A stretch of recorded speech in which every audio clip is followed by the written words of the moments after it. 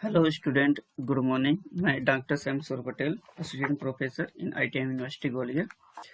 तो जैसा कि आप लोग अभी फिफ्थ सेमेस्टर में आ गए हो और आपका थर्ड ईयर स्टार्ट हो गया है, तो सबसे पहले मैं आपको इस सेमेस्टर में आने के लिए बधाई देता हूँ। और जैसा कि आप जानते हो कि इस सेमेस्टर में बहुत सारे कोर्स चलेंगे, तो उसमें से दो कोर्स प्लांट पैथोलॉजी के चलेंगे, तो पीपी 311 और पीपी 312। तो पीपी 312 जो है वो डॉक्टर नीलम मौर्य पढ़ाएंगे, जिसमें हम आप लोग इंटीग्रेटेड डिसीज मैनेजमेंट के बारे में पढ़ोगे। और पीपी 311 जो मैं पढ़ाऊंगा उसमें आप लोग disease of field and horticulture crop first, जिसमें कि हम मेनली फील्ड क्रॉप का डिसीज अध्ययन करेंगे। तो इसमें इस कोर्स में क्या है, तो इसमें आज हम सबसे पहले यूनिट फर्स्ट पढ़ेंगे, जिसमें हम जो राइस का डिसीज है उसको, उसमें जैसे कि राइस में 10 या 12 डिसीज होती है, उसमें से 4 हम आज कवर करेंगे। उसके बाद अगले वीडियो में हम दूसरा पढ़ेंगे और आगे की डिसीजेस पढ़ेंगे। तो जो जो सबसे पहले हम इस पे अपना हम आउटलाइन देखते हैं। तो इसमें हम सबसे पहले इंट्रोडक्शन टू राइस डिसीज, मतलब राइस डिसीज का इंट्रोडक्शन पढ़ेंगे। उसके बाद हमारा आज का ऑब्जेक्टिव क्या है, इस पढ़ने का ऑब्जेक्टिव क्या है उसको हम पढ़ेंगे। इसके बाद हम इसका इकोनॉमिक, मतलब कि इकोनॉमिक इम्पोर्टेंट देखेंगे, इकोनॉमिक इम्पोर्टेंट क्या होता है।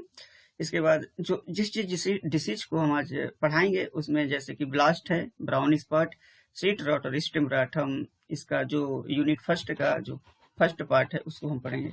इसके बाद हम आपको एक्सरसाइज देंगे। इसके बाद जो लर्निंग आउटकम होता है आज के पूरे पढ़ाई का, पूरे स्लाइड का, उसको हम आपको बताएंगे। इसके बाद आज के टॉपिक का रिसर्च इसको क्या है, मतलब शोध में कैसे हम इसको यूज कर सकते हैं उसको पढ़ाएंगे। और लास्ट में हम इसमें रेफरेंस देंगे। ओके?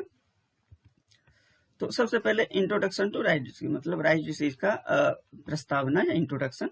तो जैसा कि आप लोग जानते हो कि राइस राइस एक स्टेपल फूड है, मतलब इंडिया में सबसे ज्यादा राइस ही खाया जाता है। तो राइस मेनली पहले क्या होता था कि सदर्न पार्ट में उगता था, जैसे कि तमिलनाडु होगा, आंध्र प्रदेश, कर्नाटक, यहाँ पे उड़ीसा, वेस्ट बंगाल, इधर साइड राइस को उगाते थे। परंतु अब लगभग हर स्टेट में राइस उगता है, जबकि पंजाब और यूपी में तो अब बहुत ज्यादा उगता है, एमपी में भी बहुत ज्यादा उगता है। जैसे आप लोग जानते हो कि डबरा में बहुत ज्यादा राइस उगता है। ठीक है? तो इस राइस में बहुत सारे रोग लगते हैं। तो जो तो राइस में जो रोग लगते हैं, तो रोग लगने का मेनली कारण होता है कवक होता है, फंगस होता है, बैक्टीरिया, जीवाणु होता है, वायरस, विषाणु होता है। इसके अलावा कई निमेटोड के द्वारा भी रोग लगते हैं। इसके बाद कुछ फिजियोलॉजिकल डिसऑर्डर भी होते हैं, मतलब फिजियोलॉजिकल वातावरणीय परिस्थिति के द्वारा या न्यूट्रिएंट डिफिशियंसी के द्वारा भी धान में, राइस में बहुत ज्यादा उसमें रोग उत्पन्न होते हैं। इससे राइस की का जो क्रॉप का यील्ड होता है वो पूरा पूरा जितना होना चाहिए उतना नहीं हो पाता, उससे कम हो जाता है, रिड्यूज हो जाता है। तो आज के पढ़ने का हमारा मेन उद्देश्य है कि हम राइस की डिसीज को कैसे हम आइडेंटिफाई करेंगे, फील्ड पे जाके उसका कैसे हम मैनेज करेंगे, कंट्रोल करेंगे, वही हम आज के डिसीज में पढ़ाएंगे। तो मेनली आज हम 4 डिसीज को पढ़ेंगे। पहला होता है राइस ब्लास्ट, दूसरा होता है ब्राउन स्पॉट ऑफ राइस, तीसरा सीड रॉट और चौथा होता है स्टेम रॉट। तो आज का ऑब्जेक्टिव क्या है, तो to study the various disease of rice. इसका मतलब है कि हम राइस में जो भी डिसीज लगते हैं उसका हम अध्ययन करेंगे। इसके बाद detection and identification of pathogen, तो जो रोग लगने का जो रोगजनक होता है या रोग कारक होता है उसको हम कैसे पहचानेंगे, उसका आइडेंटिफिकेशन कैसे करेंगे। ठीक है? इसके बाद हम उस रोग का डिसीज साइकिल क्या होता है, कैसे उसमें प्राइमरी, प्राथमिक पहली बार उस पर इन्फेक्शन होता है, संक्रमण होता है, उसके बाद कैसे वो पूरे फील्ड में स्प्रेड हो जाता है, पूरे फील्ड को इन्फेक्ट कर देता है, तो उसको पढ़ेंगे। और लास्ट में हम पढ़ेंगे कि उसका हम जो रोग लग गया है उसका हम मैनेजमेंट कैसे करेंगे, उसका रोकथाम कैसे करेंगे। तो कौन कौन सी हम टेक्निक अपनाएंगे, पद्धति अपनाएंगे, जिससे कि वो जो राइस में, धान में जो रोग लग रहा है वो कम से कम लगे। ठीक है? इसके बाद इसका इकोनॉमिक इम्पोर्टेंट, तो जैसा कि हम पहले ही बता चुके हैं कि राइस इंडिया में स्टेपल फूड है। जैसे कि आप लोग सुने होंगे कि जो बर्ड में स्टेपल फूड है, तो फीड सबसे ज्यादा खाते हैं, उसके बाद राइस खाते हैं। ठीक है? तो इंडिया में राइस सबसे ज्यादा स्टेपल फूड है। ठीक है? तो जैसे कि यदि राइस का इल्ड कम होगा तो जो बहुत सारा जो लोग है उनको खाने को नहीं मिल पाएगा, वो भूखमरी के द्वारा मर जाएगा। तो उस उसको रोकने के लिए हम जैसे कि डिसीज लगते हैं तो उनको हम रोकेंगे, डिसीज को रोकेंगे तो राइस का उत्पादन अच्छा होगा, और राइस का जब उत्पादन अच्छा होगा तो हर एक आदमी को भोजन मिल पाएगा। ठीक है, तो राइस में number of disease affected rice crop, तो राइस में बहुत सारा डिसीज लगता है, बस लगभग 12 से 15 होता है। तो almost 50 to 60% crop losses due to rice disease. तो राइस में जो भी डिसीज लगता है उससे लगभग 50 से 60% क्रॉप का जो लॉस हो जाता है। तो तो राइस की डिसीज का रोग का अध्ययन करके हम इसी 50 से 60% जो क्रॉप का नुकसान होता है उसको हम मेनली उद्देश्य है कि हम उसको रोकेंगे। इसके बाद जैसा कि आप लोग सुने हो, मैंने पिछले सेमेस्टर में पढ़ाया था कि जो एक बंगाल में फेमाइन आया था, मतलब कि भूखमरी आई थी, अकाल आया था। तो उसमें जो क्योंकि आप लोग जानते हो कि इधर बंगाल में राइस को सबसे ज्यादा लोग उगाते हैं और वहां पे राइस खाते हैं। तो उस समय एक रोग आया था जिसको हम ब्राउन स्पॉट ऑफ राइस कहते हैं, जो कि हेलमिंथोस्पुरियम ओराइजी के द्वारा होता है, जिसको हम ड्रेसलेरा ओराइजी भी अब कहते हैं, नया नाम आ गया है उसका। तो उसके द्वारा जो राइस का पूरा क्रॉप था बंगाल का, 1942-43 में पूरा डिस्ट्रॉय हो गया था, खत्म हो गया था। तो राइस का उत्पादन बहुत कम हुआ था। तो राइस का उत्पादन कम होने की वजह से वहां के लोगों को खाने के लिए नहीं मिल पाया था। वहां पे लगभग 2 से 3 लाख लोग, ध्यान देना, 2 से 3 लाख लोग वहां पे इस भूखमरी के द्वारा मर गए थे। तो इसी के बाद 1947-48 में भारत सरकार ने एक राइस रिसर्च स्टेशन की स्थापना की थी, जो कि अभी आप लोग जानते होंगे कि कटक में है, जो कि उड़ीसा में आ गया है। तो उसको हम सेंट्रल राइस रिसर्च इंस्टीट्यूट कहते हैं। अब उसका नाम थोड़ा सा चेंज हो गया है। ठीक है,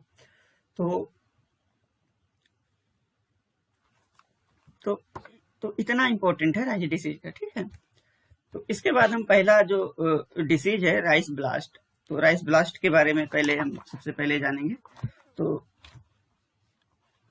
जो राइस ब्लास्ट होता है वो एक कवक के द्वारा होता है जिसका नाम है पायरिकुलारिया ओराइजी, जिसको हम पायरिकुलारिया ग्रासिया भी कहते हैं। तो इसका जो सेक्सुअल स्टेज होता है वो मैग्नोफोर्सी ग्रासिया होता है। तो सबसे पहले जान लो कि सेक्सुअल स्टेज और एसेक्सुअल स्टेज होता क्या है। तो जैसा कि इसमें पायरिकुलारिया ओराइजी है, तो इसको हम पहले के पुराने समय के क्लासिफिकेशन में, आइंसवर्थ के क्लासिफिकेशन में हम इसको ड्रोटोमाइकोटिना में रखते थे। तो ड्रोटोमाइकोटिना में वही फंगस को रखे गए थे जिनका सिर्फ एसेक्सुअल रिप्रोडक्शन, अलैंगिक प्रजनन खोजा गया था, उसका लैंगिक प्रजनन नहीं खोजा गया था। इसलिए इसका जो एसेक्सुअल स्टेज होता है उसको हम पायरिकुलारिया ओराइजी कहते हैं, या फिर इम्परफेक्ट स्टेज इसको भी कहते हैं हम। इसके बाद जो सेक्सुअल स्टेज होता है, तो धीरे धीरे जब वैज्ञानिकों ने ज्यादा अध्ययन करना स्टार्ट कर दिया, ज्यादा स्टडी किया, अध्ययन किया, तो उनने एक मैग्नोफोर्सी ग्रासिया इसका सेक्सुअल स्टेज खोजा कि पायरिकुलारिया ग्रासिया में सेक्सुअल रिप्रोडक्शन भी होता है, और उसका नाम उन्होंने दिया था मैग्नोफोर्सी ग्रासिया। तो इम्परफेक्ट स्टेज इसकी होती है पायरिकुलारिया ओराइजी, और सेक्सुअल स्टेज होती है इसकी मैग्नोफोर्सी ग्रासिया। तो इसका हिस्टोरिकल बैकग्राउंड जानेंगे कि पहला डिसीज है कहाँ पे खोजा गया, दूसरी जगह पे इसका नाम क्या है, इंडिया में सबसे पहले कहाँ खोजा गया। तो जो ब्लास्ट डिसीज है, तो सबसे पहले 1637 में 1637 में चाइना में सबसे पहले इसको खोजा गया था, और जापान में इसको 1704 में खोजा गया था। जापान में इसको 1704 में खोजा गया था, और इटली में इसको हम दूसरे नाम से भी जानते हैं, जो कि 1828 में खोजा गया था, जिसको हम ब्रुसोन नाम से जानते हैं। तो इटली में यदि ब्लास्ट डिसीज लगती है तो उसको हम ब्रुसोन ऑफ राइस कहते हैं। ठीक है, और अमेरिका में, यूनाइटेड स्टेट ऑफ अमेरिका में इसको 1876 में खोजा गया था। इंडिया में इसको पहली बार 1918 में तंजौर डिस्ट्रिक्ट में खोजा गया था, जो कि तमिलनाडु के अंदर आता है। ठीक है, तो इसका फिर हम देखते हैं कि इसका इकोनॉमिक इम्पोर्टेंट होता है। तो इसमें इसका हिस्टोरिकल में सबसे पहले यही देखने का है कि कई बार एक क्वेश्चन आता है कि इटली में राइस ब्लास्ट को हम किस नाम से जानते हैं, तो हम ब्रुसोन नाम से जानते हैं। और सबसे पहले विश्व में सबसे पहले चाइना में खोजा गया था। इंडिया में सबसे पहले तंजौर डिस्ट्रिक्ट ऑफ तमिलनाडु, मतलब तमिलनाडु की तंजौर डिस्ट्रिक्ट में 1918 में खोजा गया था। ठीक है, इसके बाद देखेंगे इसका इकोनॉमिक इम्पोर्टेंट क्या है। तो जो पैथोजन है, तो लगभग 30 से 60-61% जो लॉस होता है, मेनली जो लॉस होता है, तो अलग अलग, यदि राइस ब्लास्ट डिसीज की अलग अलग स्टेज में इन्फेक्शन होता है तो उस पर डिपेंड करता है। मान लो यदि अर्ली स्टेज में हो गया तो उस पर इन्फेक्शन कम होगा, जैसे कि जब फ्लावरिंग होती है उस टाइम पे हो गया तो उससे लॉसेस बहुत ज्यादा हो जाता है, ठीक है। यहाँ तक कि जब सीवियर केस होता है, बहुत ज्यादा इन्फेक्शन होता है, पूरा पूरा फील्ड इन्फेक्टेड हो जाता है, तो लगभग 70 to 80%, 70 से 80% जो ग्रीन यील्ड होता है उसका लॉस हो जाता है, नुकसान हो जाता है, ठीक है। इसके बाद हम देखेंगे राइस ब्लास्ट में जो सिम्टम होता है, तो मेनली राइस ब्लास्ट में 3 टाइप का सिम्टम होता है, लीफ ब्लास्ट होता है, नोड ब्लास्ट होता है और नेक ब्लास्ट होता है, ठीक है। तो जो जो पायरोक्लारी और राइजी फंगस होता है, वो राइस में लगभग हर स्टेज में इन्फेक्ट करता है, यहाँ तक कि नर्सरी से लेकर सीडलिंग से, नर्सरी से लेकर जब हेडिंग, जब उसमें फ्लावरिंग होती है और ग्रेन फिलिंग होती है, उस टाइम तक भी राइस इन्फेक्शन होता है, ठीक है। तो जो टिपिकल सिम्टम होता है, प्रारंभिक सिम्टम होता है, मेनली लीफ में होता है, लीफ सीथ में होता है, रेचिस में होता है, नोड में होता है, यहाँ तक कि ग्लोब में भी ये अटैक करता है, ठीक है। तो जैसा कि मैंने बताया कि ये तीन तीन टाइप का सिम्टम होता है, लीफ ब्लास्ट होता है, नोड ब्लास्ट होता है और नेक ब्लास्ट होता है। तो सबसे पहले हम नोड ब्लास्ट में जानेंगे। तो नोड ब्लास्ट में क्या रहता है, क्योंकि ये नोड ब्लास्ट में, सॉरी, पहले हम लीफ ब्लास्ट को जानेंगे। तो लीफ ब्लास्ट में क्या रहता है, सबसे पहले लीफ को इन्फेक्ट करता है। तो लीफ में एक स्पिंडल शेप का स्पॉट बनता है, जैसा कि यहाँ पे आपको दिख रहा होगा, यहाँ पे स्पिंडल शेप का ऐसे इस टाइप का स्पॉट बनता है, स्पिंडल शेप का स्पॉट बनता है, और इसका जो सेंटर रहता है वो ग्रे कलर का होता है।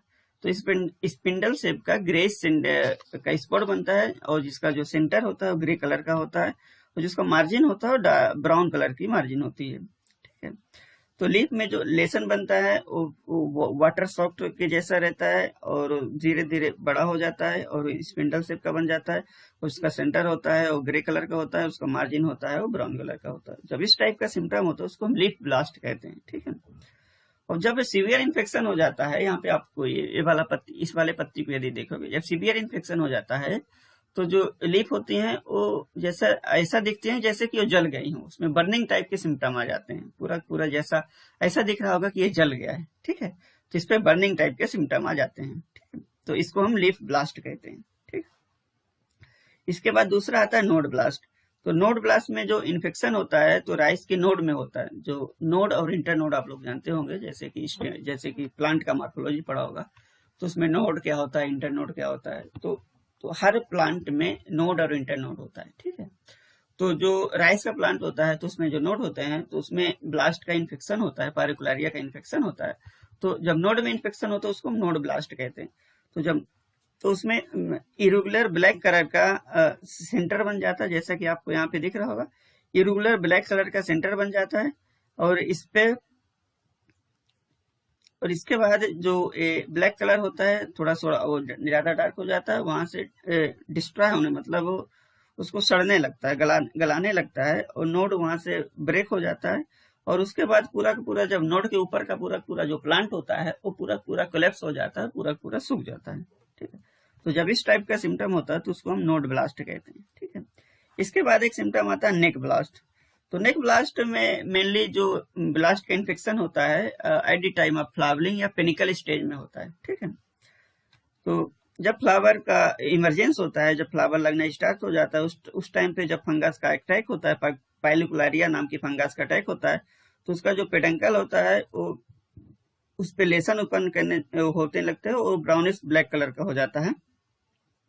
और इस इन्फेक्शन को कॉमनली हम इसको हम अलग नाम से भी जानते हैं, रोटेन नेक रॉट ब्लास्ट भी कहते हैं, नेक रॉट ब्लास्ट भी कहते हैं, नेक ब्लास्ट कहते हैं, या पेनिकल ब्लास्ट भी इसको हम कहते हैं।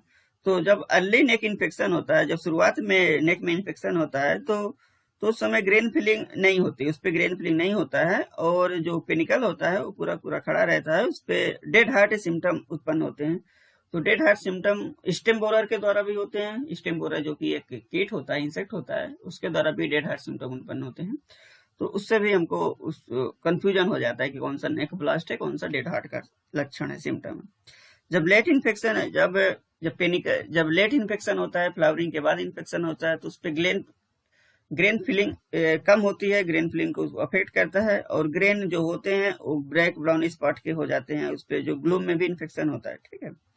तो ब्लास्ट में 3 तरीके के सिम्टम होते हैं, लीफ ब्लास्ट होता है, नोड ब्लास्ट होता है, नेक ब्लास्ट होता है, ओके। इसके बाद हम देखेंगे कि इटियोलॉजी क्या होता है इसका। तो सबसे पहले जैसे कि हम प्लांट पैथोलॉजी का यदि टर्मिनोलॉजी आप लोगों ने अच्छे से पढ़ा होगा तो उसमें इटियोलॉजी भी आता है कि इटियोलॉजी होता क्या है। तो इटियोलॉजी का मतलब होता है कि उसमें हम जो पैथोजन होता है, रोगजनक होता है, उसके बारे में हम पूरा पूरा अध्ययन करते हैं कि उसमें उसका माइसिलियम कैसा होता है, उसका हाइफी कैसा होता है, उसमें प्राइमरी इनोकुलम क्या होता है, उसमें सेकेंडरी इनोकुलम क्या होता है, उसमें रिप्रोडक्शन कैसा हो रहा है, सेक्सुअल रिप्रोडक्शन कैसा हो रहा है, सेक्सुअल रिप्रोडक्शन कैसा हो। जब हम पैथोजन के बारे में पूरा का पूरा स्टडी करते हैं तो उसको हम इटियोलॉजी कहते हैं। तो इसका जो काजल ऑर्गेनिज्म है 1891 में 1891 में इटली में सबसे पहले कवारा के द्वारा डिस्कवर किया जाता है, जिसका नाम उन्हें पाइलोकुलारिया ओराइजी दिया था। तो इसका जो माइसिलियम होता है, माइसिलियम हाइलिन होता है और ओलिवेसियस टाइप का रहता है, सिप्टेट होता है और हाईली ब्रांच्ड होता है। तो हाइलिन का मतलब होता है कि वो कलरलेस होता है या फिर ओली कलर का हो जाता है। और जैसा कि हम आपको बताए थे कि जैसे ड्यूट्रोमाइकोटिना होता है तो वो हायर फंगस में आता है। तो तो जो हायर फंगस के होते हैं उनमें जो माइसिलियम होता है वो सेप्टेट होता है, ठीक है। जो लोअर फंगस वाले होते हैं उसमें एसेप्टेट होता है। तो इसका जो माइसिलियम होता है हाइलिन होता है और सेप्टेट होता है और हाईली ब्रांच्ड होता है, ठीक है। इसका जो क्विनिडिया होता है वो क्लस्टर में या क्लस्टर के रूप में बनता है और वो सेप्टेट होता है, लॉन्ग सेप्टेट होता है। वो भी ओलिवेसियस टाइप का रहता है और वो जो कोनिडियोफोर में बनता है, ठीक है। तो जिसका कोनिडिया होता है पायरीफॉर्म होता है और इसलिए चूंकि एक इसका कोनिडिया पायरीफॉर्म होता है, पायरीफॉर्म से ऑफ क्लावेट होता है, तो पायरीफॉर्म कोनिडिया की वजह से इसका नाम पायरिकुलारिया ओराइजी नाम दिया गया था। इसका कोनिडिया होता है वो हाइलिन से पेल ओलिव ग्रीन कलर का होता है और इसका कोनिडिया मेनली इसमें 3 सेल होती हैं। जैसा कि आपको इसका जो कोनिडिया का डायग्राम दिख रहा है तो इसमें 3 सेल होती हैं, 1 2 3। यहाँ पे आपको इजिली यहाँ पे दिख रहा है कि इस पे 3 सेल होती हैं, ठीक है। तो 3 सेल वाला कोनिडिया पायरिकुलारिया ओराइजी में पाया जाता है। तो इसका जो परफेक्ट स्टेज होती है हमने पहले ही बताया, बैना फॉर्चिग्रासिया होती है जो कि पेरिथीसिया उत्पन्न करता है। और इसका जो एस्कोस्पोर होता है वो हाइलिन होता है, फ्यूजिफॉर्म होता है और 4 सेल का होता है और स्लाइटली कर्व होता है। ये पैथोजन कुछ टॉक्सिन उत्पन्न करते हैं जैसा कि अल्फा पिकोलिनिक एसिड, पायरिकुलारिन और पायरिकुलाल, 3 टॉक्सिन होते हैं जो कि ये पैथोजन पायरिकुलारिया उत्पन्न करते हैं, ठीक है। इसके बाद हम देखेंगे इसका डिसीज साइकिल क्या होता है।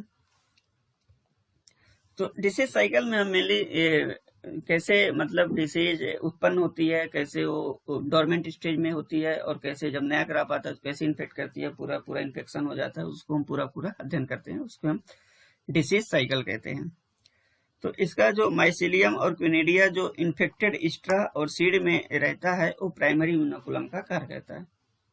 तो इसका जो माइसिलियम और क्विनिडिया जो फंगस का होता है, जो इन्फेक्टेड स्ट्रा होते हैं, जो पुराने सीजन में क्रॉप में इन्फेक्शन हो गया तो वहाँ पे वो डॉर्मेंट स्टेज में सर्वाइव करते हैं, तो वही वो प्राइमरी प्राथमिक इनोकुलम का कार्य करते हैं। और मेनली जो पायरिकुलारिया ब्लास्ट डिसीज होता है सीड बर्म होता है। तो सीड बर्न इनोकुलम जो होता है वो शुरुआत में जो प्लेन में जैसे कि प्लेन एरिया होता है वहां पे इन्फेक्शन इनिशिएट होने में नहीं कर पाता है, क्योंकि वहां पे हाई टेम्परेचर होता है, जून में हाई टेम्परेचर होता है, ठीक है। जबकि इन ट्रॉपिक्स में और सब ट्रॉपिक्स में ट्रॉपिकल और टेम्परेट रीजन में जो फंगस होता है वो स्ट्रा में ओवरविंटर होता है, वो डॉर्मेंट स्टेज में रहता है। और ट्रॉपिक्स में इन्फेक्शन जो कोलेटरल होस्ट के द्वारा होता है, तो जो कोलेटरल होस्ट होते हैं जैसे कि मेनली इन फंगस का जो कोलेटरल होस्ट होता है वीड ही होता है, खरपतवार होते हैं जो ग्रेवनी फैमिली के आते हैं। तो जैसे कि पेनिकम रिपेंस होता है, जीटारिया मार्गिनाटा होता है, इसके बाद इकाइनोफ्लोरा कुसगाली होता है, सिटारिया इंटरमीडिया होता है, ठीक है। तो ये कोलेटरल होस्ट का कार्य करते हैं। तो जो मोस्ट प्रोबेबल सोर्स होता है पेरिनेशन और इनिशिएशन के डिसीज का वो ग्रास होस्ट होता है, और जब हम अर्ली सोन पैडी क्रॉप होते हैं तो उस पर इन्फेक्ट कर जाता है, ठीक है। तो डिसीज साइकिल में जो सेकेंडरी इन्फेक्शन होता है उसी के द्वारा पौधे का बहुत ज्यादा नुकसान होता है, ठीक है। तो जैसा कि यहाँ पे आप लोगों को दिख रहा होगा कि जैसे कि ये लेसन है, लीफ में है, यहाँ पे जैसे यहाँ पे कोनिडियोफोर है, एक कोनिडिया 3 सेल वाला कोनिडिया पहले हम बताए थे, कि पायरिकुलारिया ओराइजी का जो कोनिडिया होता है 3 सेल वाला होता है, जिसके बाद एकोनिडियोफोर से एकोनिडियम जब एकोनिडिया नए पत्ती पे जाता है तो वहाँ पे वो जैसे कि एकोनिडिया हो गया और स्पोर्टिक मोसिलेज हो गई, उसके बाद इससे जर्म ट्यूब निकलती है, जर्म ट्यूब से फिर इनलार्ज हो जाती है, इफ्रोसूरियम बनाता है, इसके बाद इससे पेनिट्रेटिंग पेग बनता है, पेनिट्रेटिंग पेग बनने के बाद वो पूरा होस्ट के अंदर इन्फेक्ट कर देता है, वहां से हास्टोरिया बनते हैं और हास्टोरिया से न्यूट्रिशन तक करता है और फिर ये प्रोसेस चलती रहती है, जिसको हम डिसीज साइकिल कहते हैं। ठीक है, इसके बाद इसका जो फेवरेबल कंडीशन होता है तो उसमें जो तापमान जो ह्यूमिडिटी होती है इसके लिए तो 93 से 99% ह्यूमिडिटी होना चाहिए, और जो टेम्परेचर होना चाहिए वो 15 से 20 डिग्री सेंटीग्रेड है और 26 डिग्री से कम होना चाहिए। यदि 26 डिग्री से टेम्परेचर ज्यादा होगा तो उस टाइम पे पायरिकुलर ओराइजी का इन्फेक्शन कम होता है। और यदि हम फील्ड में ज्यादा नाइट्रोजनस फर्टिलाइजर का अप्लाई कर देते हैं, स्प्रे कर देते हैं या फिर एप्लीकेशन दे देते हैं, तो उससे भी ये जो क्रॉप होती है वो फेवरेबल हो जाती है राइस ब्लास्ट के इन्फेक्शन के लिए। इसके बाद हम जो इंटरमीडिएट ड्रिजल या फिर क्लाउडी वेदर जो होता है तो उस टाइम पे भी इसमें ज्यादा इन्फेक्शन होने के चांसेस ज्यादा रहते हैं। ठीक है, जब रेनी डे बहुत ज्यादा दिनों तक चलता है और जो ड्यू होती है जो तो क्लाउडी वेदर रहता है तो उस टाइम पे भी इन्फेक्शन होने के चांसेस ज्यादा होते हैं। ठीक है, इसके बाद नेक्स्ट आता है इसका फोरकास्टिंग क्या होता है। तो फोरकास्टिंग होता क्या है, सबसे पहले जानना चाहिए कि ये फोरकास्टिंग क्या होता है, उसके बाद तो फोरकास्टिंग कैसे करते हैं क्या पता लगेगा ना। तो फोरकास्टिंग का मतलब होता है कि कुछ वैज्ञानिक होते हैं जो वातावरणीय परिस्थितियां का अध्ययन करके ये बताते हैं कि इस साल कौन सी क्रॉप में कौन सा डिसीज लगेगा और कौन से टाइम पे लगेगा। तो उसी फोरकास्टिंग के अनुसार लोग अपना जो क्रॉपिंग पैटर्न है उसको डिसाइड करते हैं कि कौन सी क्रॉप हमको बोना चाहिए और कौन सा इंसेक्टिसाइड या पेस्टिसाइड हमको उस टाइम पे यूज करना चाहिए कि वो उससे जो क्रॉप का लॉस है वो बच सके। तो तो राइस ब्लास्ट के लिए जो फोरकास्टिंग होता है तो मेनली जो मीडियम नाइट टेम्परेचर जो कि 20 से 30 डिग्री सेंटीग्रेड होता है, उसके साथ जो रिलेटिव ह्यूमिडिटी जो 90% होती है, इसी के अनुसार वो लोग जो साइंटिस्ट होते हैं वो फोरकास्टिंग करते हैं। ठीक है, तो फोरकास्टिंग में जैसे कि सीडलिंग स्टेज होती है, पोस्ट ट्रांसप्लांटिंग टिलरिंग स्टेज होती है, नेक इमरजेंसी स्टेज होती है, तो इसी के अनुसार वो फोरकास्टिंग करते हैं। तो जापान में पहली बार एक ब्लास्ट डिसीज के लिए फोरकास्टिंग किया गया था, जिसको कि हम लीफ ब्लास्ट मॉडल कहते हैं, जिसका नाम उन्होंने ब्लास्ट दिया था। कैपिटल में इसको लिखते हैं BLAST, ब्लास्ट लिखते हैं, कैपिटल में लिखते हैं। इसके बाद लेटर स्टेज में बहुत सारा मॉडल आ गया था, जैसे कि पायरिकुलारिया आ गया था, पायरीब्यू आ गया था, ब्लास्टेम आ गया था, पी ब्लास्ट आ गया था। जबकि इंडिया में एक मॉडल है फोरकास्टिंग के लिए, ब्लास्ट की फोरकास्टिंग के लिए, जिसको हम इपीब्ला कहते हैं, EPIBLA, इपीब्ला कहते हैं। ठीक है, इसके बाद लास्ट में आता है कि इसका हम मैनेजमेंट कैसे करेंगे। तो मैनेजमेंट के लिए मेनली जो सबसे पहला पॉइंट आना चाहिए कि हमको जो भी प्लांटिंग मटेरियल हमको यूज करना चाहिए या फिर जो भी सीड हम प्लांटिंग के लिए नर्सरी प्रिपरेशन के लिए यूज करें तो इन्फेक्शन फ्री होना चाहिए। ठीक है, तो सबसे पहला यदि कोई भी मैनेजमेंट पूछता है किसी भी क्रॉप का, किसी भी डिसीज का, तो सबसे पहले हमको यही बताना चाहिए कि जो प्लांटिंग मटेरियल होता है वो डिसीज फ्री होना चाहिए। ओके, इसके बाद आता है कि रेजिस्टेंट वैरायटी हमको यूज करना चाहिए, जैसे कि इसके लिए ब्लास्ट के लिए बहुत सारा रेजिस्टेंट वैरायटी, जैसा कि सीमापुरी है, टिकाना है, श्रीरंगा है, फाल्गुना है, स्वर्णधान है, स्वर्णमुखी है, जया, विजया, रत्ना, बहुत सारा रेजिस्टेंट वैरायटी है। तो हमको वो यूज नर्सरी उगाने के लिए हमको ये वैरायटी यूज करनी चाहिए। और जो बीड होस्ट होते हैं उसको वहां से हटा देना चाहिए, और फील्ड में जो बंड और चैनल होते हैं वहां से बीड को हटा देना चाहिए, उसको जला देना चाहिए। और नाइट्रोजन फर्टिलाइजर को जैसे कि हम पहले ही बताए, जब फेवरेबल कंडीशन बताए कि नाइट्रोजन फर्टिलाइजर को एक साथ अप्लाई नहीं करना चाहिए। यदि हम एक साथ अप्लाई कर देंगे तो वो ब्लास्ट डिसीज के लिए फेवरेबल कंडीशन उत्पन्न करते हैं। तो नाइट्रोजन फर्टिलाइजर को हमको स्प्लिट में अप्लाई करना चाहिए, थोड़ा थोड़ा अप्लाई करना चाहिए रेगुलर इंटरवल पे। ठीक है, और इसके बाद आता है कि हमको सीड ट्रीटमेंट करना चाहिए, तो उसके लिए केप्टान और थायरम या कार्बेंडाजमीन और या कार्बोक्सिन या ट्राईसाइक्लोजोल @2 ग्राम/kg इससे सीड ट्रीटमेंट करना चाहिए। इसके बाद बायो कंट्रोल एजेंट से भी सीड ट्रीटमेंट करना चाहिए, जैसे कि ट्राइकोडर्मा विरिडी @4 ग्राम/kg और सूडोमोनास फ्लोरेसेंट @10 ग्राम/kg। इसके बाद हमको स्पेसिंग अच्छी रखनी चाहिए, फील्ड में क्लोज प्लांटिंग नहीं करनी चाहिए। इसके बाद नर्सरी में हमको कार्बेंडामिन 25 ग्राम या इपीफेनफॉस 25 ml स्प्रे करना चाहिए। तो मेन फील्ड में जो इडीफेनफॉस है उसको हम @0.1% या कार्बेंडाजमीन को @0.01% स्प्रे करना चाहिए, या ट्राईसाइक्लोजोल @0.06% स्प्रे करना चाहिए। जो ट्राईसाइक्लोजोल है वो बहुत इंपॉर्टेंट है, तो बहुत बार एग्जाम में पूछा जाता है। ठीक है, तो इसी के साथ जो है कि जो राइस में जो ब्लास्ट डिसीज होता है उसको हमने पढ़ लिया। ठीक है, इसके बाद दूसरा डिसीज आता है ब्राउन स्पॉट ऑफ राइस। तो ब्राउन स्पॉट का हमने पहले भी बताया कि हिस्टोरिकल बैकग्राउंड है, उसके द्वारा बंगाल फेमाइन हुआ था। तो जो ब्राउन स्पॉट होता है जो हेलमिंथोस्पुरियम ओराइजी के द्वारा होता है, जिसका सिनोनिम है ड्रेसलेरा ओराइजी। इसका जो सेक्सुअल स्टेज होता है जो इसको हम काकलियो बोलस मियाबियंस कहते हैं। तो इंडिया में जो बंगाल फेमाइन हुआ था इसके लिए प्रिंसिपल रिस्पॉन्सिबल था, और इंडिया में सबसे पहली बार रिपोर्ट सुंदरमन ने साइंटिस्ट ने 1919 में मद्रास में किया था। और अब तो लगभग हर स्टेट में जहां जहां पे राइस ग्रो होती है वहां पे एक डिसीज लगता है। और अंडर फेवरेबल कंडीशन में, हाईली फेवरेबल कंडीशन जब आ जाती है तो लगभग अप टू 90% क्रॉप का लॉस हो जाता है डिसीज के द्वारा। ठीक है, इसके बाद आता है कि इस डिसीज का लक्षण क्या होता है, सिम्टम क्या होता है।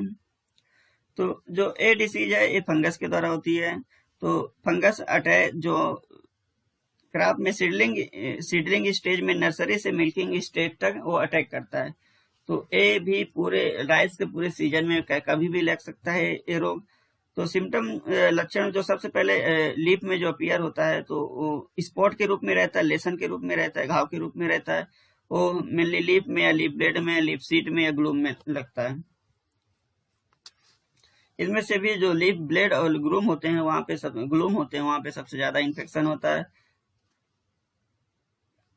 इसके बाद जो ब्राउन स्पॉट बनता है शुरू में सिलेंड्रिकल या ओवल से सर्कुलर शेप का रहता है। जैसा कि यहाँ पे आपको दिख रहा होगा, जैसे लीफ में एक ब्राउन स्पॉट बन रहा है तो शुरू में छोटा बनता रहता है और धीरे धीरे लार्ज हो जाता है। उसके बाद एक गोला सिलेंड्रिकल होता है या राउंड शेप का रहता है या ओवल शेप का रहता है। ठीक है, इसके बाद जो सेवरल स्टार बनते हैं वो बाद में एक साथ जुड़ जाते हैं और पूरा लीफ इन्फेक्टेड हो जाता है और पूरा जो पत्ती होता है वो सूख जाता है, ड्राई हो जाता है। ठीक है,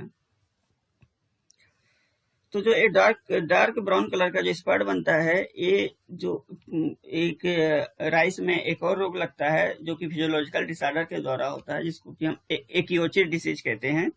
तो एक्योचिड डिसीज का भी सिम्टम इसी के जैसा दिखता है। ठीक है ना, और कई बार जब पोटेशियम की डिफिशियंसी हो जाती है तो उस टाइम पे भी इस रोग के लगने के बहुत ज्यादा चांसेस होते हैं। ठीक है, इसके बाद देखेंगे कि इसका इटियोलॉजी क्या होता है। तो हेलमिंथोस्पुरियम ओराइजी जो होता है वो ग्रेस ब्राउन या से डार्क ब्राउन कलर का सेप्टेट माइसिलम उत्पन्न होता है इस पे।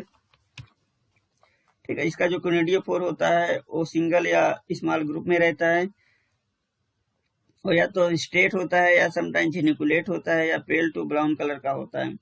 सुकिनिडिया होते हैं मेनली कर्व होते हैं, और जो कई बार टेपरिंग होते हैं मतलब थोड़ा सा मुड़े हुए रहते हैं। जिसका परफेक्ट स्टेज होती है उसका नाम है कोक्लियोबोलस मियाबियंसिस। तो जो होता है ये जो कोक्लियोबोलस होता है वो पेरिथेसिया उत्पन्न करता है, जिसमें जो एसाई होते हैं उसमें 6 से 15 सेप्टेशन रहता है, और फिलामेंटस होता है, और लॉन्ग सिलेंड्रिकल रहता है, या तो वो हाइलिन होता है मतलब कलरलेस होता है, या पेल ओलिव ग्रीन कलर का इसको स्पोक होता है।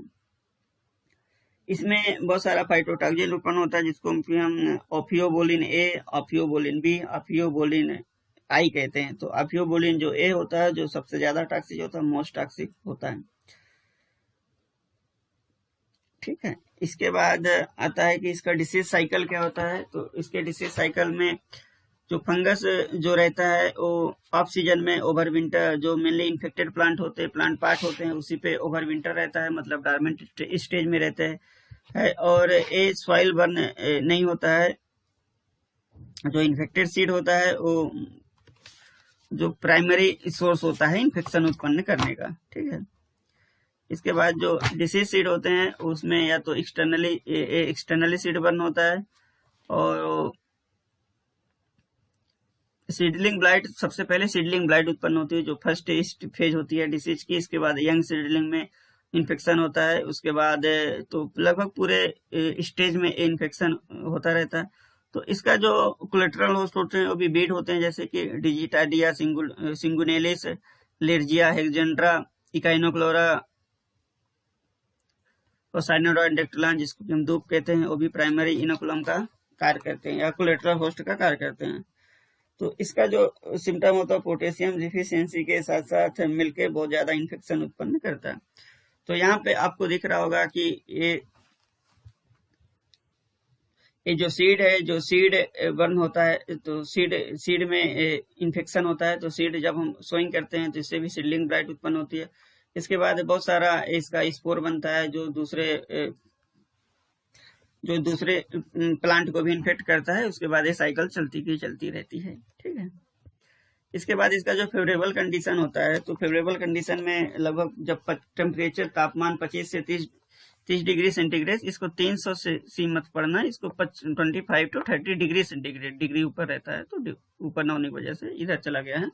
तो 25 से 30 डिग्री सेंटीग्रेड होता है। और रिलेटिव ह्यूमिडिटी जब 80% से ज्यादा होती है तो उस टाइम पे डिसीज लगने के चांसेस ज्यादा होते हैं, वो फेवरेबल कंडीशन उत्पन्न करते हैं। यदि हम नाइट्रोजन फर्टिलाइजर का एक्सेसिव एप्लीकेशन करते हैं तो इन्फेक्शन ज्यादा हो जाता है।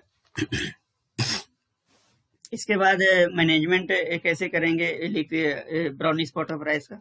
तो मैनेजमेंट में सबसे पहले हमको तो जो सीड लेना चाहिए वो डिसीज फ्री होना चाहिए।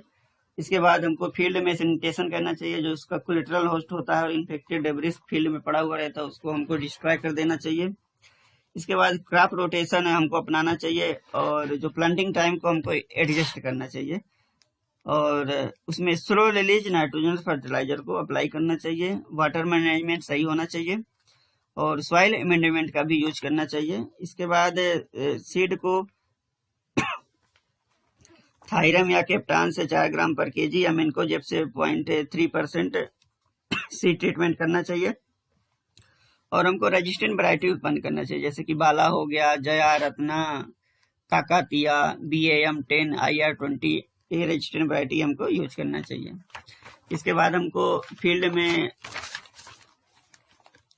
फंगीसाइड का स्प्रे करना चाहिए, जो कि मेनकोजेब 0.2% फंगीसाइड का हमको उपयोग करना चाहिए, जिससे कि क्रॉप का इन्फेक्शन कम हो जाता है और डिसीज खत्म हो जाएगी, हमको अच्छी यील्ड मिल जाती है, ठीक है। इसके बाद तीसरा डिसीज आता है सीड रॉट। जो सीड रॉट होता है वो सारोक्लेडियम ओराइजी के द्वारा होता है। जैसा कि आप लोग जानते हो कि सारोक्लेडियम ओराइजी के द्वारा सीड रॉट होता है। तो इसका जो सिनोनिम होता है इक्रोसाइड्रियम ओराइजी के द्वारा होता है। तो इसका जो इकोनॉमिक इम्पोर्टेंट होता है, जो सीड रॉट होती है, इसको सबसे पहली बार 1922 में ताइवान में खोजा गया था सीड रॉट को, और इसको बाद में लगभग जो साउथ एशिया में सारी कंट्री है वहां पे भी खोजा गया था। तो इंडिया में सबसे पहले AP में सीड रॉट को खोजा गया था, जो कि गोदावरी डेल्टा, जो नेल्लोर और चित्तूर डिस्ट्रिक्ट होती है, वहां पे ये डिसीज लगती है। तो लगभग 10 से 25% जो टिलर इन्फेक्टेड होते हैं वो सीड रॉट के द्वारा होते हैं। इसका जो सिम्टम होता है, तो इसका जो मेनली सिम्टम होता है वो बूटिंग स्टेज पे आता है, जैसा कि आपको यहाँ पे फोटोग्राफ में दिख रहा है। जो सिम्टम है वो बूटिंग स्टेज पे होता है। तो seed rot mainly booting stage में इन्फेक्ट करता है। कई बार जो इनिशियल सिम्टम होते हैं, आप लोगों को यदि फील्ड पे जाओगे तो जो अपर मोस्ट लिप सीथ होता है वहां पे भी जो यंग पेनिकल निकल रहे होते हैं, जब फ्लावरिंग निकल रही होती है, पेनिकल निकल रहे होते हैं, तो उसमें ब्राउनिश कलर का सिम्टम दिखता है। तो उसको मेनली सीड रॉट के द्वारा होता है। शुरू में छोटा रहता है, बाद में वो इनलार्ज होकर बड़ा हो जाता है, और जो लिप सीट का जो मेजर पोर्शन होता है पूरे को कवर कर लेता है, ठीक है। तो यंग पेनिकल जो होते हैं वो सही से निकल नहीं पाते, और वहाँ पे जो पेनिकल रॉट या पाउडरी व्हाइटिश पाउडरी फंगस दिखता है, जो कि सीड रॉट के द्वारा होता है। जो ग्रेन होते हैं वो डिस्कलर्ड होते हैं और छोटे छोटे रहते हैं, सिकुड़े हुए रहते हैं, ठीक है। तो ये मेनली इन्फेक्शन है सीड रॉट डिसीज का।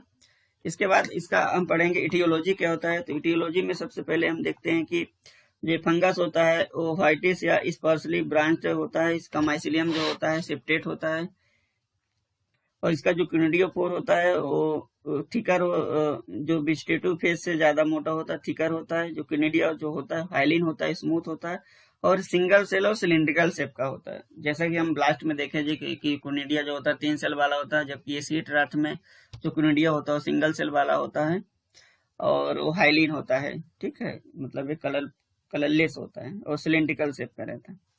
फिर इसका आता है कि इसका फेवरेबल कंडीशन क्या होता है। इसका फेवरेबल कंडीशन में जो हम जब जब हम राइस को क्लोज प्लांटिंग कर देते हैं तो उस समय क्लोज प्लांटिंग, और यदि हम नाइट्रोजन फर्टिलाइजर का बहुत ज्यादा डोज देते हैं, ह्यूमिडिटी उस समय ज्यादा होती है, टेम्परेचर 25 से 23 डिग्री सेंटीग्रेड होता है, तो उस टाइम पे सीड रॉट डिसीज लगने के चांसेस बहुत ज्यादा होते हैं। इसके बाद जब कभी जैसे कि इंसेक्ट के द्वारा इन्फेक्शन हो जाता है, जैसे कि लीफ फोल्डर हो गया, बीपीएच ब्राउन प्लांट हॉपर हो गया, माइट के द्वारा इन्फेक्शन हो जाता है, तो इंसेक्ट इंजरी भी के बाद इस पे सीड रॉट डिसीज लगने के चांसेस बढ़ जाते हैं। इसके बाद इसका जो मोड ऑफ स्प्रेड और सर्वाइवल होता है, तो मेनली जो इसका जो क्यूनिडिया होता है एयरबर्न होता है, और कई बार सीड बर्न भी होता है, ठीक है। इसके बाद हम देखते हैं कि इसका मैनेजमेंट कैसे करेंगे। तो इसके मैनेजमेंट के लिए हमको रिकमेंडेड डोज ऑफ फर्टिलाइजर, जितना क्रॉप को जरूरत हो उतना ही हमको फर्टिलाइजर अप्लाई करना चाहिए। और ऑप्टिमा और जो स्पेसिंग रहनी चाहिए, तो जितना रिकमेंडेड हो उसी स्पेसिंग पे हमको लगाना चाहिए। क्लोज प्लांटिंग नहीं करना चाहिए, और जो सीड हम यूज कर रहे हैं वो डिसीज फ्री होना चाहिए। और उसका जो carbendazim at the rate of 0.1% है, benomyl at the rate of 0.05% या mancozeb at the rate of 0.2% spray करना चाहिए। तो इससे भी लगभग, यदि हम बूट स्टेज में स्प्रे कर देंगे या तो उस टाइम पे इन्फेक्शन होने के चांसेस कम होते हैं। कई बार हम जब जिप्सम को हम फील्ड पे अप्लाई कर देते हैं, जिप्सम को 2 इक्वल स्प्लिट में, मीन से 500 kg पर हेक्टेयर में हम जिप्सम को अप्लाई कर देंगे सॉइल में, तो इससे भी इस रोग के होने के चांसेस कम हो जाते हैं। इसके बाद आज के लेक्चर का लास्ट डिसीज आता है स्टेम रॉट। तो स्टेम रॉट जो होता है स्क्लेरोटियम ओराइजी के द्वारा होता है। जो इसका सेक्सुअल स्टेज होती है लेप्टोफिरिया साल्विनी होती है। तो इसका सबसे पहले हम देखेंगे कि इसका इकोनॉमिक इम्पोर्टेंट क्या होता है। तो स्टेम रॉट सबसे पहली बार जापान में 1910 में और इंडिया में 1913 में खोजा गया था, ठीक है। तो स्टेम रॉट डिसीज जो कि स्क्लेरोटियम ओराइजी के द्वारा होती है, तो पहली बार जापान में 1910 में और इंडिया में 1913 में खोजी गई थी।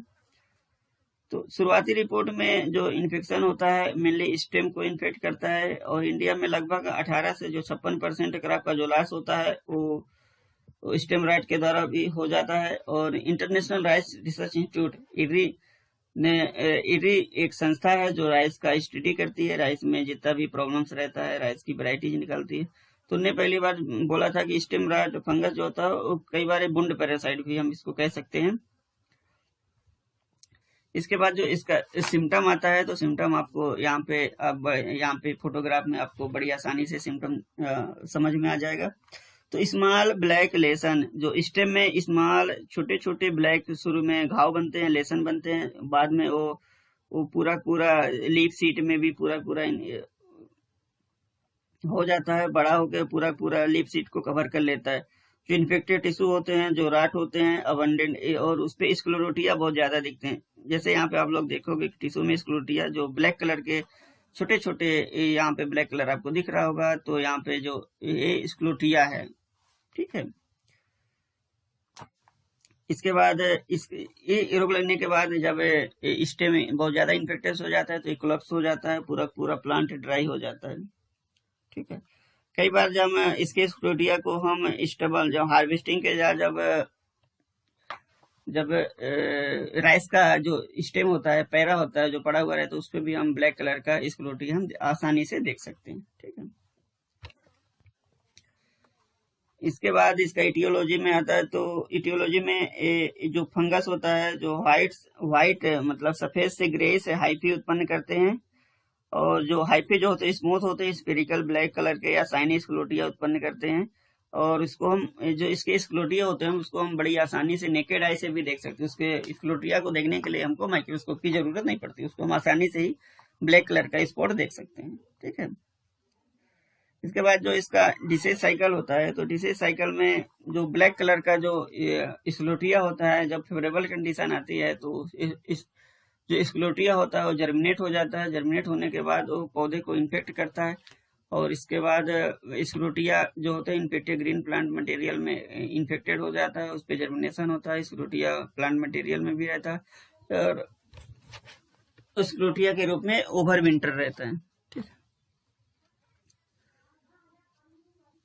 इसके बाद इसका जो फेवरेबल कंडीशन होती है, तो इसमें फेवरेबल कंडीशन में जो इन्फेस्टेशन होता है, मेनली जो लीफ होपर या स्टेम बोरर या high dose of nitrogen fertiliser के यदि हम अप्लाई करते हैं, यदि लीफ होपर का इन्फेक्शन हो जाता है या स्टेम बोरर का इन्फेक्शन हो जाता है, या हम उस टाइम पे हाई डोज ऑफ नाइट्रोजन वाले फर्टिलाइजर को अप्लाई करते हैं, तो वो डिसीज उत्पन्न करने के लिए फेवरेबल कंडीशन उत्पन्न करते हैं। ठीक है। इसके बाद आता है कि हम इसका मैनेजमेंट कैसे करेंगे। तो मैनेजमेंट करने के लिए मेनली सबसे पहले हम जो समर प्लोइंग होती है उसमें समर में हम डीप प्लोइंग करते हैं, और जो स्टबल जो होता है और इन्फेक्टेड स्टब होता है उसको हम जला देते हैं। इसके बाद हमको जो सीड यूज करेंगे तो हमको रजिस्टर जो इन्फेक्शन फ्री सीड हमको यूज करना चाहिए। और उसके बाद हम रेजिस्टेंट वैरायटी यूज करेंगे। तो रेजिस्टेंट और जो नॉन लॉजिंग वैरायटी है, नॉन लॉजिंग का मतलब होता है कि जो गिर ना जाए पानी में, मतलब कोलैप्स ना हो जाए, तो ऐसी वैरायटी जो कि बासुमती 3, बासुमती 370, मुस्कान 7, 1262 ऐसी वैरायटी हैं, तो इनको हमको यूज करना चाहिए। ठीक है। तो इसके बाद फील्ड में ड्रेनेज अच्छा होना चाहिए, इरिगेशन वाटर, और उसको सॉइल को ड्राई करना चाहिए, और जो इरिगेशन होता है वो इन्फेक्टेड फील्ड से हेल्दी फील्ड में बहने से रोकना चाहिए, क्योंकि जो इसका स्क्रोटिया होता है वो एक जगह से दूसरी जगह पानी के द्वारा बह जाएगा, तो जहाँ पे इन्फेक्शन नहीं होगा वहां पे भी वो इन्फेक्शन कर देगा। तो इस ऐसे हमको अवॉइड करना चाहिए। ठीक है। तो आज के लेक्चर में हमने चार डिसीज पढ़ी हैं। पहला पढ़ा हमने ब्लास्ट डिसीज, दूसरा ब्राउन स्पॉट, तीसरा सीड रॉट, चौथा हमने पढ़ा स्टेम रॉट। तो इसमें आप लोगों को यदि कोई दिक्कत होती है तो आप हमको बेझिझक हमसे संपर्क कर लेना। तो इसके लिए मैं आपको एक्सरसाइज दे रहा हूँ एक। तो स्टूडेंट, तो आप लोग ना, जैसे कि आप सभी लोग अभी घर पे हो, तो बहुत सारे लोग अभी गांव पे होंगे। जो शहर में हैं वो लोग भी यदि गांव में विजिट करें, तो उस समय यदि राइस का क्रॉप लगा है तो उस टाइम पे भी देखें, तो उनको राइस के फील्ड में जाके डिसीज सैंपल, जैसा कि मैंने लक्षण बताए डिसीज के, तो वैसे लक्षण उनको दिख रहे हैं तो उसको उनको कलेक्ट कर लेना चाहिए। और कलेक्ट करने के बाद उनको फील्ड पे लैब में लाके उसको आइसोलेट करना चाहिए। और उसमें जैसे कि एक ही फंगस के बहुत सारे आइसोलेट होते हैं, उसमें वेरिएशन आते हैं, कुछ फंगस ज्यादा वायरुलेंट होता है, कुछ फंगस कम वायरुलेंट होता है। ठीक है। तो उसको बहुत सारे आइसोलेट जो होते हैं उनको आइसोलेशन करना चाहिए और आइसोलेट नाम देना चाहिए। तो और सिम्टम के अनुसार डिसीज को हम कैसे आइडेंटिफाई करेंगे ये एक्सपर्ट हो जाना चाहिए। ठीक है। इसके बाद आज के लेक्चर का जो लर्निंग आउटकम है उसमें हमने सबसे पहले देखा कि बहुत सारी जो डिसीज लगती हैं उसका इकोनॉमिक इम्पोर्टेंट है। तो डिसीज को हम मैनेज करके हम उसका यील्ड बढ़ाएंगे, और यील्ड यदि अच्छी आएगी तो बेसिकली जो फार्मर का जो सोर्स ऑफ इनकम है, इनकम बढ़ेगा, और इनकम बढ़ेगा तो उनका स्टैंडर्ड ऑफ लिविंग बढ़ेगा। इसके बाद हम डिसीज को कैसे आइडेंटिफाई करते हैं ये हमने बताया कि जैसे ब्लास्ट को हम कैसे आइडेंटिफाई करेंगे फील्ड में जाके, स्टेम राट को, सीथ राट को कैसे आइडेंटिफाई करेंगे, तो इसके बारे में हमने आपको बताया। और लास्ट में हमने बताया कि हम सारी डिसीज का मैनेजमेंट कैसे करेंगे।